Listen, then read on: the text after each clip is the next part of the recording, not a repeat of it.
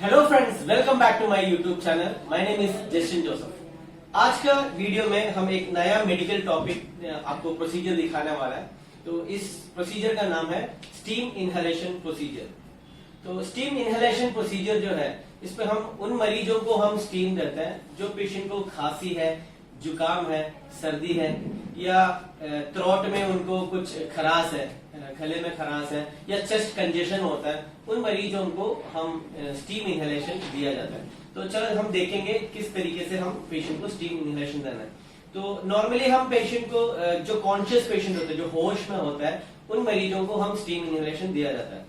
और उसी के लिए हमें पेशेंट को 90 डिग्री पे हमें फाउलर पोजीशन में पेशेंट को पहले करना है। तो हम सबसे पहले हम पेशेंट को फाउलर पोजीशन करेंगे और पेशेंट को हम इन्फॉर्म करेंगे कि क्या करने जा रहे हैं। मैम, आपको स्टीम इनहेलेशन देना करूं।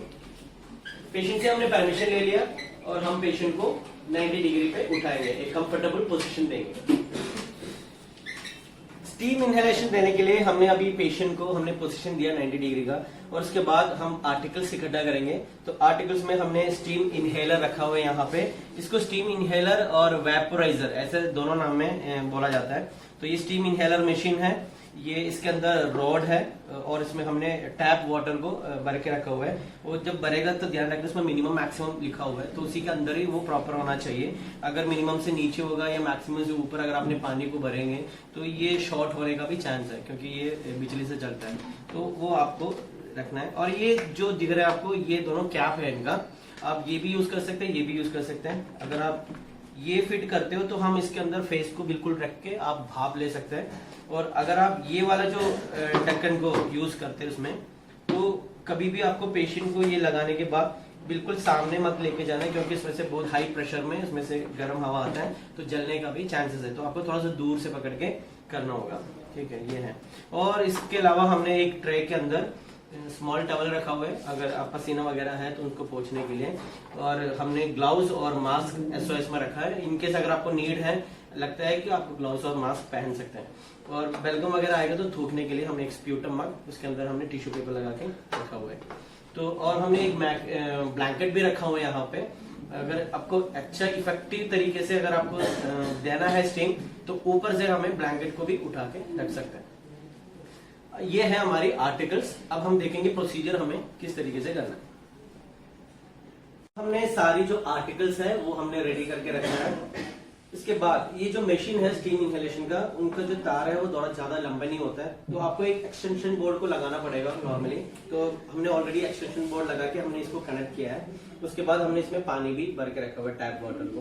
उसके बाद हमें कोई भी प्रोसीजर करेंगे, एक बार हैंड वॉश करना है। तो एक बार अच्छा सा मेडिकल हैंड वॉश करने के बाद हमें इसका जो कप है वो कप को लगाना है। और पेशेंट को हमने 90 डिग्री पे बिठाया हुआ है, और ये इसको लगा के बिल्कुल कंफर्टेबली सीधा बिठा सकते हैं उनको।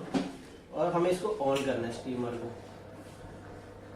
ये 1 मिनट का टाइम में ये अच्छा सा गर्म होकर इसमें से भाप आना स्टार्ट करेंगे। आपको दिख रहा होगा भाप आना स्टार्ट किया है। तो पेशेंट को मैक्सिमम दिखा रहा है कि फेस इसके अंदर, मैम आप जितना हो सकता है।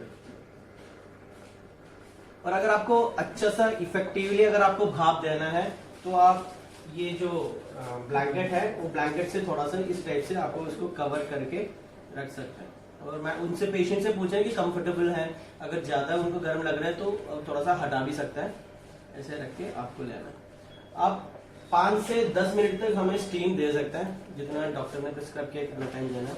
और इसमें जो मेडिसिन है वो भी डॉक्टर ने अगर प्रिस्क्राइब किया है, तो हमें कोई मेडिसिन यूज करके हम पेशेंट को स्टीम इनहेलेशन दे सकते हैं, नहीं तो हम नॉर्मल टैप वाटर में हम स्टीम देंगे पेशेंट को।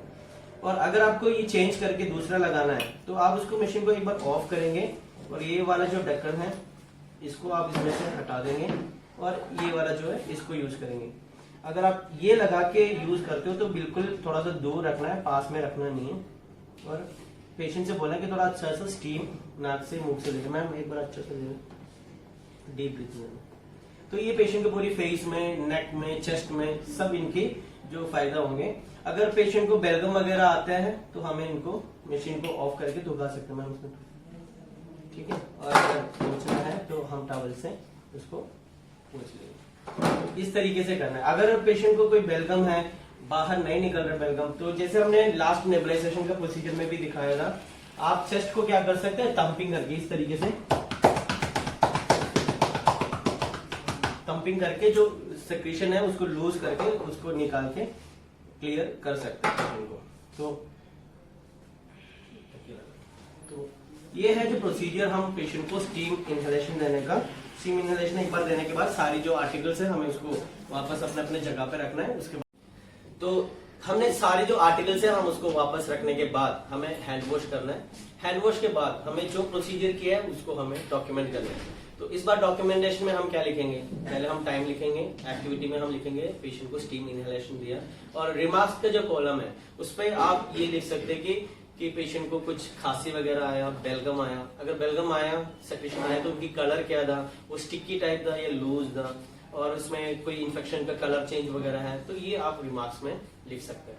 तो ये है कंप्लीट स्टीम इनहेलेशन का प्रोसीजर। होप आप लोगों को ये वीडियो या ये प्रोसीजर बहुत अच्छे लगे होंगे। अगर आपको अच्छे लगे तो प्लीज इसको लाइक करना, शेयर करना, और अगर मेरे चैनल को आज तक आप लोगों ने सब्सक्राइब नहीं किया तो प्लीज जाके सब्सक्राइब कर लेना। तो नेक्स्ट वीडियो में हम दोबारा मिलेंगे, तब तक सब लोगों को बाय बाय।